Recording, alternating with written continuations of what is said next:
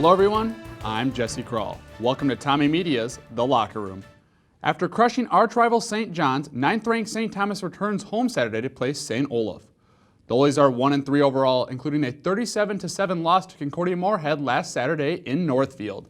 St. Olaf is last in the MIAC in yardage and only scoring about 10 points per game.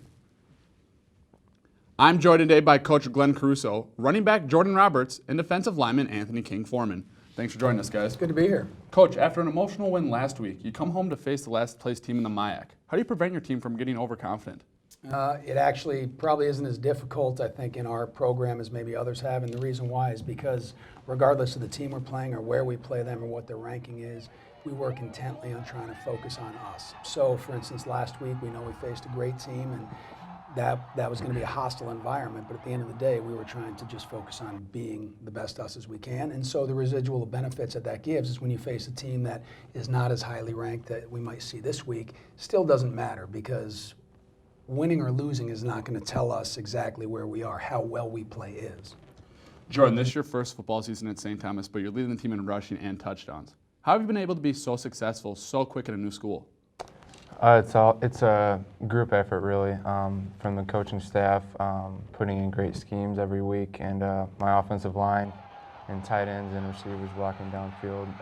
It's a group effort, and we're all just going out there and executing. Anthony, you were a role player last year, but you lead the team in sacks this year. How have you been able to transition so seamlessly to a featured part of this defense, and what has changed for you?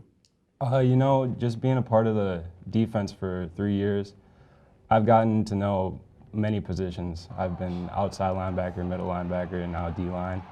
And, it just made the transition that much easier, knowing everything else. Coach, you were pretty successful against the Oldies last year, but what would you say is their toughest component this year?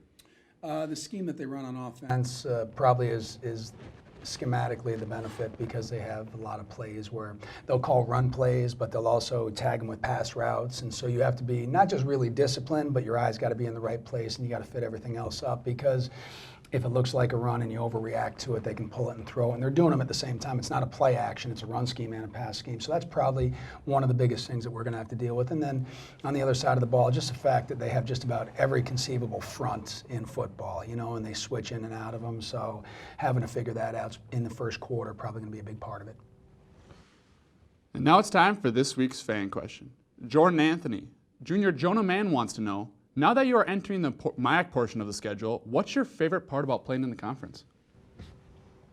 Well, I haven't really played in the conference yet, but I just touch on the St. John's game last week. I mean, how important was that? How big was that, being your first Tommy Johnny game? Oh, it was huge. The rivalry is huge, and we're excited to be in conference play, obviously, and we're just going to do our best moving forward. What about you, Anthony? I just love the rivalries, playing St. John's, obviously, Bethel, and even the smaller teams. It's always just great to be in the conference and get some work in. Thanks for joining us, guys. I'm looking forward to the game Saturday. Absolutely. Thanks for joining us. With Coach Glenn Caruso, Jordan Roberts, and Anthony King-Foreman, I'm Jesse Krull. We'll see you next time in The Locker Room.